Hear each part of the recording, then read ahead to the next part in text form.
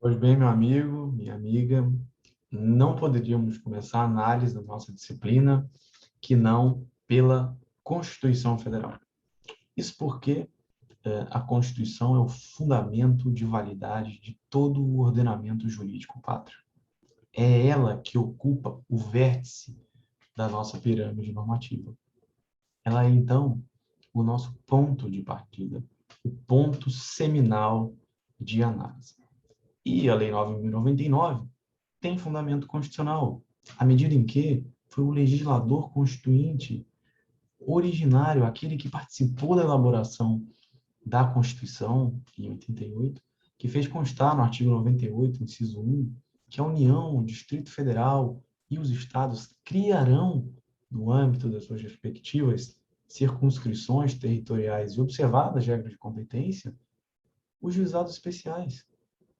Os juizados especiais que serão providos por juízes togados ou por juízes togados, auxiliados pelos juízes leigos, que terão, em todo caso, competência para o julgamento das causas de menor complexidade no âmbito civil e para, no âmbito criminal, o julgamento das causas de menor potencial ofensivo. E embora essa disposição constasse desde 1988 na nossa Constituição, o legislador constituinte ordinário, ele demorou, na verdade, o legislador infraconstitucional, ele demorou 7 anos para concretizar o comando constitucional do artigo 98, inciso 1, porque foi só em 95 que ele editou a nossa querida Lei 9.099. E ele o fez com o intuito genérico de facilitar o acesso à justiça, concretizar essa garantia constitucional que até então só existia no próprio texto constitucional, como letra fria da lei, como uma letra morta, algo sem aplicabilidade prática. Porque, meus amigos, se hoje o processo é caro, o processo é moroso, imaginem como era antes da criação da Lei 9.099. A justiça era para poucos, a justiça era para aqueles que poderiam suportar o ônus processual do tempo, além das custas, dos honorários advocatícios e das despesas processuais. Nesse diapasão, a Lei 9.099 quebra um importante paradigma. Ela facilita o acesso à jurisdição e a entrega da prestação jurisdicional. Ela pacifica o seio social à medida em que as sentenças, os acórdãos, são proferidos com mais celeridade, em um rito informal, em rito oral, em um rito célere. E veja, meus amigos, até então, nós não tínhamos que falar nesses atributos da justiça. A partir de, então, da promulgação da Lei 9.099, é que nós tivemos uma aproximação do jurisdicionado com a jurisdição, o cidadão com o tribunal. E se esse foi o objetivo genérico do legislador infraconstitucional, ao criar a Lei 9.099, no aspecto relacionado ao GQ, nós tivemos duas finalidades específicas. Quais sejam, meus amigos? Possibilitar à vítima do ato a reparação integral do dano, a composição civil do dano. Além de que visa-se aplicar ao infrator uma medida que não seja uma pena privativa de liberdade. Então, como finalidade genérica de criação da Lei 9.099, nós temos essa quebra de paradigma, de trazer, de aproximar a jurisdição do jurisdicionado. E como finalidade específica, no que diz respeito ao GCRIM, possibilitar a reparação civil dos danos oriundos do crime e não aplicar ao infrator uma medida privativa de liberdade. Até aqui perfeito, meus amigos.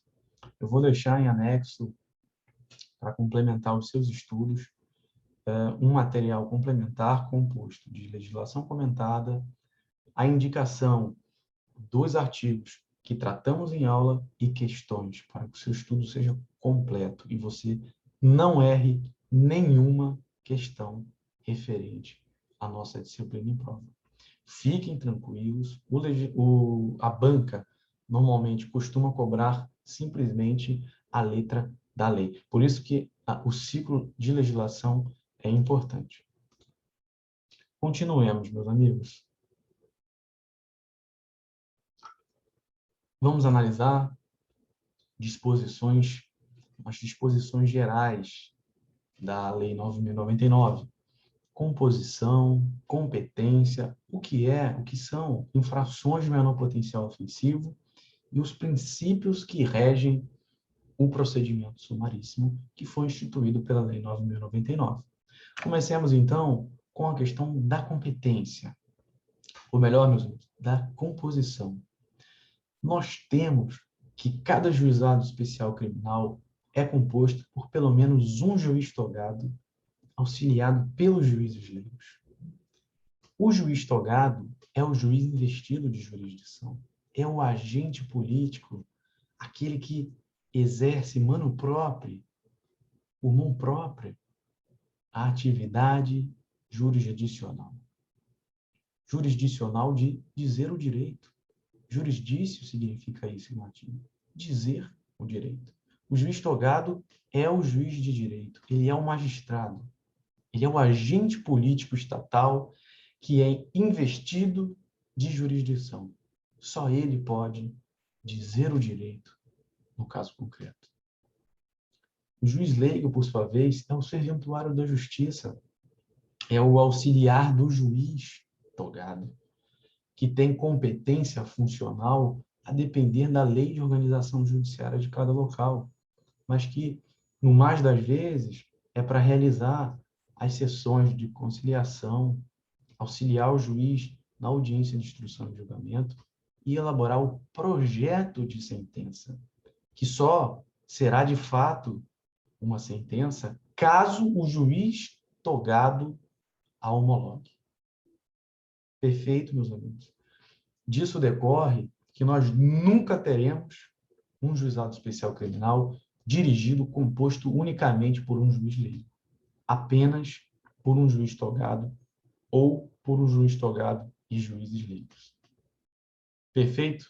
A competência, meus amigos, o que nós queremos dizer com isso? Será sempre da alçada de julgamento do juizado especial criminal quando estivermos diante de um crime de menor potencial ofensivo.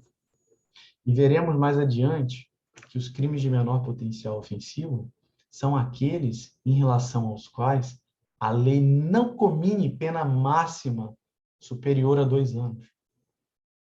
Todo crime que não tiver cominado pena máxima superior a 2 anos, será, a priori, competência de julgamento do juizado especial criminal. Isso porque, meus amigos, o legislador escolheu como critério para a definição de competência não a natureza do crime, não a qualidade dos sujeitos envolvidos na empreitada criminosa, mas tão somente a intensidade da sanção cominada em abstrato ao delito. Com isso, queremos dizer que a competência do juizado é fixada em razão do quantum de pena cominada em abstrato a cada delito. Caso não ultrapasse, a pena máxima não ultrapasse os 2 anos, estaremos diante de um caso de competência do juizado especial civil. E aqui, por último, importante, essa pena máxima não superior a 2 anos, ela pode estar junta com a cominação de uma pena de multa ou não. E se for só de multa, a competência também será do juizado especial civil. Perfeito, meus amigos? Relembrando, composição, juiz togado ou então por juízes togados ou juízes leigos. Juízes leigos sozinho, nunca. Por quê? Juiz leigo não exerce jurisdição. Perfeito? Competência. Qual é a competência do juizado especial criminal? Competência para conciliar, julgar e executar os julgados relacionados a crimes de menor potencial ofensivo. Entendidos estes através do conceito da intensidade da sanção, aqueles a que a lei não comine pena máxima superior a 2 anos. Tem a multa combinada junto a ela ou não. Perfeito, meus amigos? Vamos prosseguindo. Trouxe para vocês uma questão que encerra uma importante exceção a essa regra posta. É uma questão, meus amigos, que foi trazida na prova de defensor público estadual em 2013 pelo CESP e SEBRASP. Diz o enunciado: aos crimes descritos no Estatuto do Idoso, para os quais a pena máxima privativa de liberdade não ultrapasse 4 anos, aplica-se o procedimento previsto na Lei 9.099, mas não se aplicam as medidas despenalizadoras, como, por exemplo, a transação penal. Em um primeiro momento, meus caros, diríamos, com alguma razão, que o enunciado da questão encerra uma alternativa falsa, porque sabemos o critério de intensidade da sanção é de 2 anos, e aqui nós estamos diante de um critério de 4 anos. No entanto, meus amigos, atenção a este caso específico. Sempre que tivermos diante de um crime capitulado no Estatuto do Idoso e cuja pena máxima privativa de liberdade não ultrapassar 4 anos, nós aplicaremos sim o procedimento do juizado especial. Mas nós não aplicaremos as medidas despenalizadoras. É disposição do artigo 94 do Estatuto do Idoso, com redação conforme, segundo o Supremo Tribunal Federal. Nós não aplicaremos as medidas despenalizadoras porque o Estatuto do Idoso veio para tutelar o idoso e não o infrator, como em parte acontece com os demais crimes de menor potencial ofensivo. Então, nós temos esculpida uma regra. É de competência do juizado especial criminal o julgamento de crimes de menor potencial ofensivo. São estes aqueles que a lei não comine pena máxima superior a 2 anos, com ou sem multa. Temos uma exceção? Temos. Os crimes capitulados no Estatuto do Idoso. Em relação a eles, caso a pena máxima privativa de liberdade não ultrapasse 4 anos, nós, sim, aplicaremos as disposições procedimentais da Lei 9.099 para garantir um julgamento célere, mas não em prol do infrator, e sim em prol do idoso. E é por essa razão que nós não aplicaremos ao infrator as medidas despenalizadoras da Lei 9.099. Perfeito? Sigamos. Pois bem, contravenções penais. Contravenções penais são de alçada do Juizado Especial Criminal? É uma pergunta interessante, porque, em regra, as contravenções penais são ações públicas incondicionadas à representação da vítima, o que poderia nos levar a crer que talvez não fossem de competência do Juizado Especial Criminal. No entanto, meus caros, independentemente do quanto estabelecido para cada contravenção penal, sim, são de competência do GCRIM. Perfeito? Quando a lei fala em infrações penais, lá no artigo 62, ela trata isso como gênero, do quais são espécies os crimes, mas também as contravenções. Perfeito? Temos aqui uma situação interessante, meus caros, que é em relação ao concurso de crimes, quando o agente ele tem uma ou mais, na verdade, 2 ou mais condutas criminosas dentro de um mesmo contexto fático. Ele, por exemplo, praticou uma ameaça com uma lesão corporal, ou então uma cadeia delituosa mais abrangente, que envolva até o cometimento de 3 ou mais crimes. Para esses casos, poderia-se pensar, bom, cada um dos crimes isoladamente é competência do GCRIM. Mas entende o Supremo Tribunal Federal que para que você analise se a competência é do GCRI ou não, você tem que somar a pena máxima em abstrato combinada a cada delito para que, após, verifique se é competência ou não de julgamento do GCRI. E para isso, claro, as penas precisam estar abaixo dos 2 anos. Do contrário, será competente, exercerá força atrativa de julgamento à justiça comum e não o juizado especial criminal. Vamos ao nosso precedente jurisprudencial? Temos aqui, meus amigos, o precedente é do Supremo. Nós temos que julgamento de um habeas corpus, incompetência do GCRI. Havendo concurso de infrações que isoladamente sejam consideradas de menor potencial ofensivo, deixam de ser, ou seja, deixa-se de se considerar como de menor potencial ofensivo, levando-se em consideração em abstrato a soma das penas ou o acréscimo em virtude desse concurso. HC deferido para declarar a incompetência do GCRIM e determinar que os autos sejam encaminhados à Justiça Comum. Perfeito, meus amigos. Tivemos aqui, no caso concreto que gerou esse precedente, um concurso material ou formal de crimes.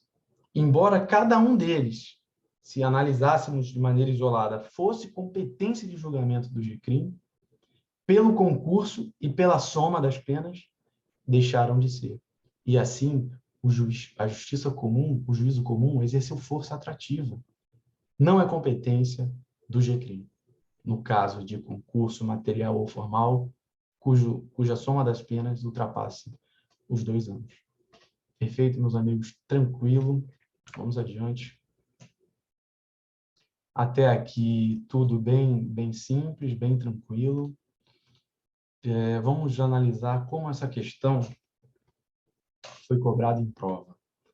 E aqui nós temos uma questão que foi cobrada pela VUNESP em 2015, numa prova de juiz de direito, em tese de alta complexidade.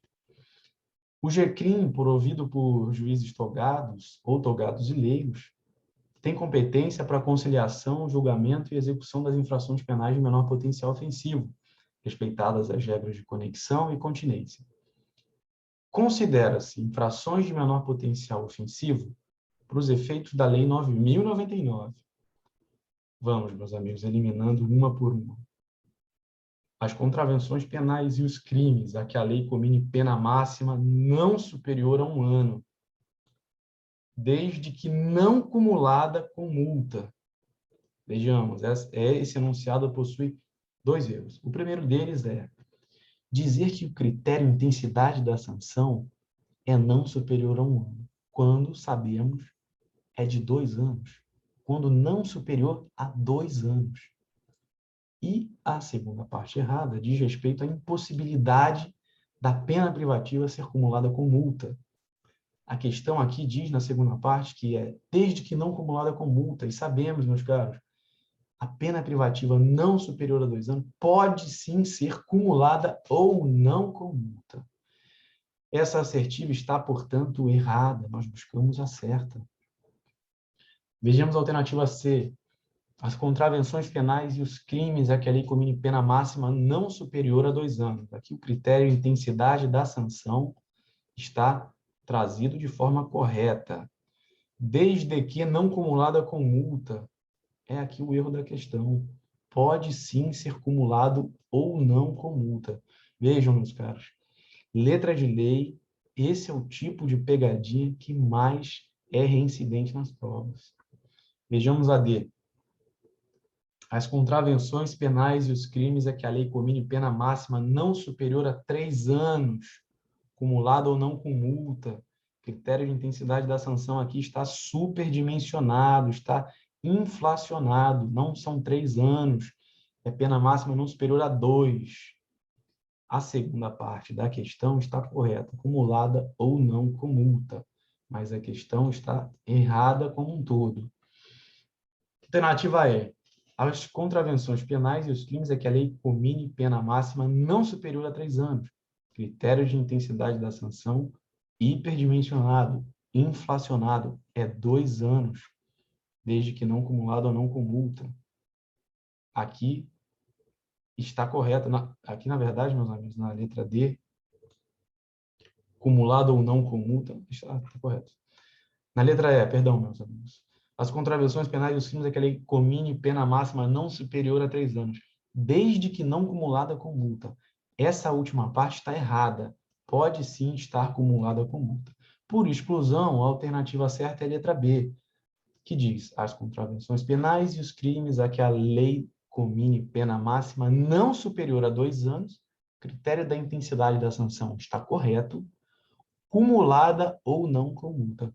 A segunda parte está correta também, porque, como sabemos, a pena privativa de liberdade não superior a 2 anos pode estar cumulada ou não com a pena de multa.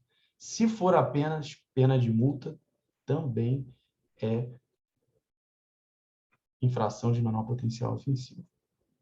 Perfeito? O gabarito é a letra B. Sigamos. Tribunal de Contas daqui do Estado do Acre, 2009, prova aplicada pelo SESP e SEBRASP. Os crimes contra a administração pública, ainda que tenham pena máxima cominada não superior a 2 anos, deverão ser processados e julgados em vara criminal, afastando-se a competência dos juizados especiais. Meus amigos, a priori, não olhemos para a natureza do delito, e sim para a intensidade da sanção. Esse foi, num primeiro momento, o critério que o legislador escolheu para que o GCRIM exerça força atrativa. Portanto, a questão se encontra incorreta. Se o crime tiver pena máxima cominada não superior a 2 anos, a competência não é da vara criminal, e sim do juizado especial. Gabarito, portanto, errado. Perfeito, meus amigos? Sigamos em frente. TRE do Maranhão, prova também aplicado pelo SESP e SEBRASP, onde uma errada anula uma certa. Os crimes contra a administração pública, ainda que considerados de menor potencial ofensivo, não se sujeitam aos ritos dos juizados especiais. Questão, como a anterior, errada. Qual é o fundamento legal, meus amigos? Vamos afastar somente com a letra da lei 98.1 da Constituição, 62 da 9.099. Critério definidor da competência é a intensidade da sanção, não é a natureza do delito, não é a qualidade do agente. Isso, a priori, regra geral. Perfeito, sigamos. Bom, talvez a parte que mais caia em concursos, em média geral, seja em relação aos princípios que regem o juizado. Isso porque esse é o nogórdio, é a diferença básica do rito instituído pela Lei 9.099, aqui chamamos de sumaríssimo, do rito comum, que está previsto lá no CPP, ou então em legislações esparsas. E são 5 princípios, meus caros. Vejamos na tela.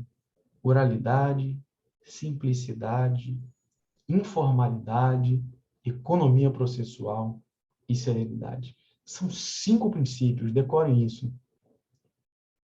O processo criminal do juizado especial, ele é césio. Lembre-se daquele acidente com o Césio 137 em Goiânia. Não é uma lembrança muito agradável, mas é o jeito mais fácil que você tem de poder preencher mentalmente cada um desses 5 princípios, de encontrá-los.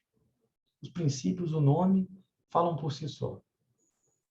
Oralidade, que os atos processuais, sempre que possíveis, serão orais e depois reduzidos a termo.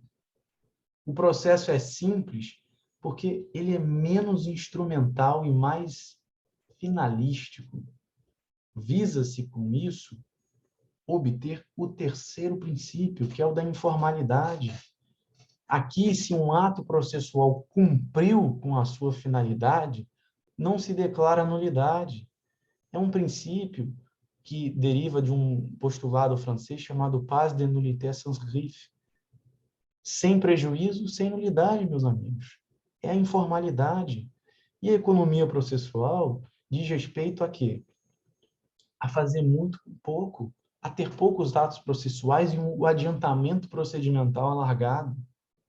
Temos aqui a concentração dos atos em poucos eventos processuais. E isso tudo como forma de garantir a celeridade. Então, vejam, meus caros, a principal diferença do GCRIM para o procedimento comum da justiça comum, instituído no CPP e na legislação extravagante, a principal diferença se traduz na aplicação desses 5 princípios, que são, você alcança eles lembrando da palavra césio, celeridade, E de economia processual, S de simplicidade, I de informalidade e O de oralidade. Gravem isso, meus amigos, cai bastante em prova. Eu vou trazer, por fim, para vocês a aplicação prática de cada um desses princípios. Então, vejamos como se traduz na prática a oralidade no GCRIM. No primeiro momento, a gente chega até a conclusão óbvia de que tudo é feito oralmente. E, de fato, essa intuição está correta. Vejam, meus amigos, registro dos atos realizados na audiência em fita magnética ou equivalente, sendo objeto de registro somente o que for essencialmente, o que for exclusivamente essencial. Na prática, gravam-se, hoje em meios eletrônicos, a audiência, e é transcrito para a ata somente o essencial. Isso para que se perca pouco tempo com o registro formal dos atos. Além desse primeiro exemplo, nós temos a representação verbal, ou seja, não preciso ir ao juizado e levar uma peça escrita, eu posso fazer uma atermação, uma representação verbal da minha queixa. Eu posso fazer a denúncia oral, no caso, quem exerce a função de dominus litis, seja o particular ou o Ministério Público. A defesa pelo advogado também é oral. E de todo ocorre uma só audiência. Será lavrado um simples termo ao final, com um breve resumo dos fatos e a sentença. Vemos aqui, meus amigos, no princípio da oralidade, a necessidade de concentrar os atos em fatos orais.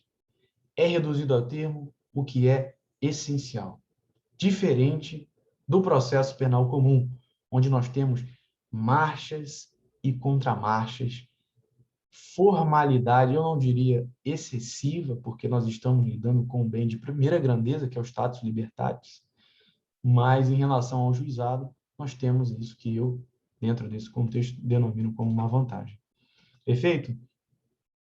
Vejamos agora a tradução, a aplicação prática do princípio da informalidade. Os atos processuais, meus amigos, como eu falei, são considerados válidos sempre que eles preencherem as suas finalidades.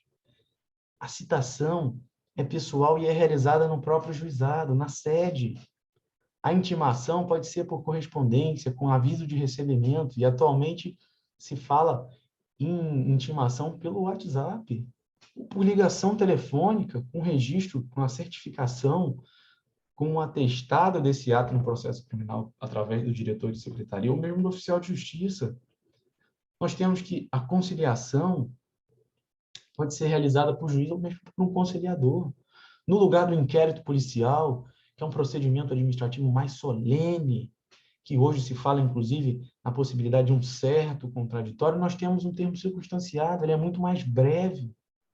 Nós temos a prova de materialidade, que no lugar de ser um exame de corpo de delito, pode ser por boletim médico. A dispensa do relatório, quando da prolação da sentença, só tem fundamentação e dispositivo, a turma recursal pode confirmar a sentença por súmula. Quer dizer, nós temos aqui materializado o princípio da informalidade. Sempre que os atos atenderem aos fins a que se propõem, eles serão válidos. E aqui, meus amigos, claro, sempre respeitando os direitos e garantias fundamentais de todos os envolvidos.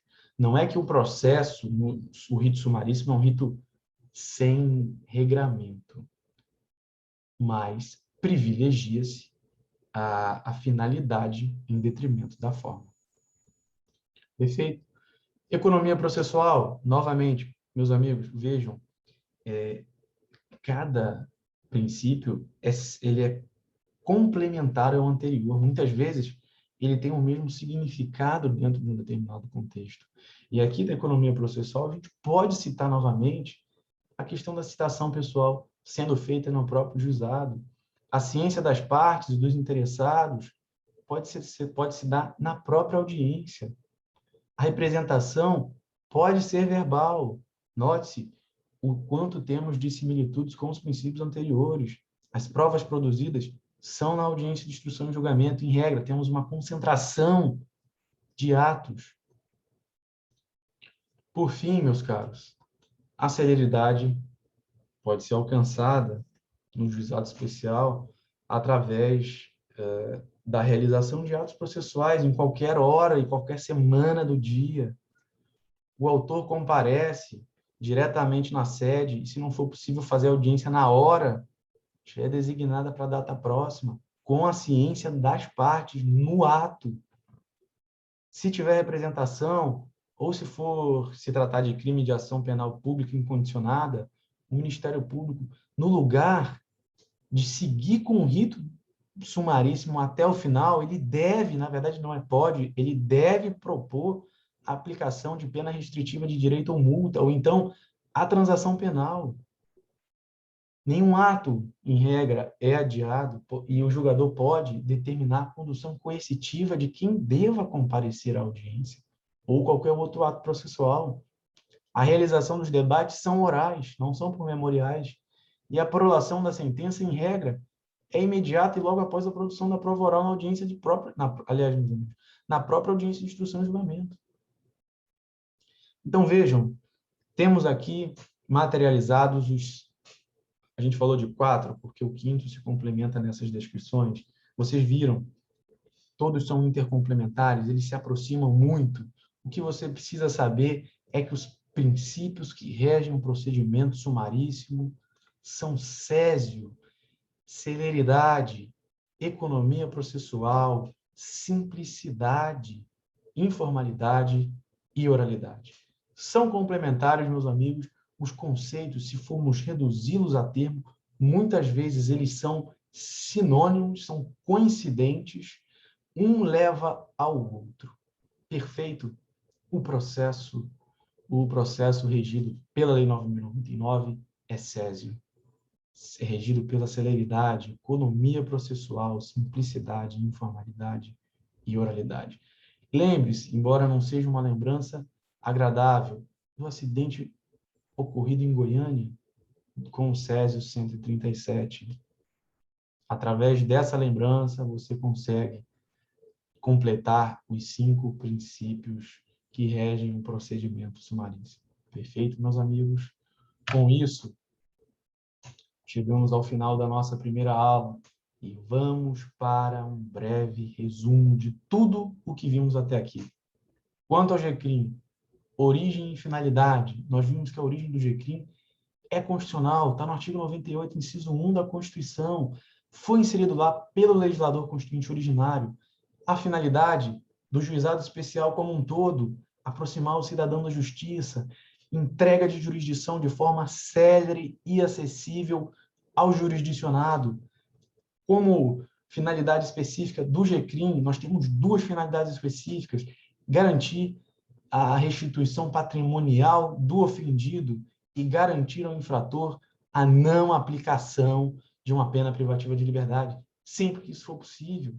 Composição e competência, nós vimos. A composição é através de um juiz togado, ou então de juiz togado aconselhado, na verdade, auxiliado por juízes leigos, nunca por juízes leigos, porque esses últimos não exercem jurisdição. Nós vimos que a competência é para julgamento de crime de potencial ofensivo. Quais são esses? Crimes ou contravenções penais a que a lei não comine pena máxima superior a 2 anos, cumulado ou não com multas. E os princípios São 5: celeridade, economia processual, simplicidade, informalidade e oralidade. Meus amigos, fiquem todos com Deus. Em anexo, temos nossa legislação comentada, legislação indicada para ciclo e também questões de concurso para treinarmos. Fiquem todos com Deus. Caso surjam dúvidas, por favor, não hesitem em entrar em contato. É isso, um grande abraço e até a próxima aula.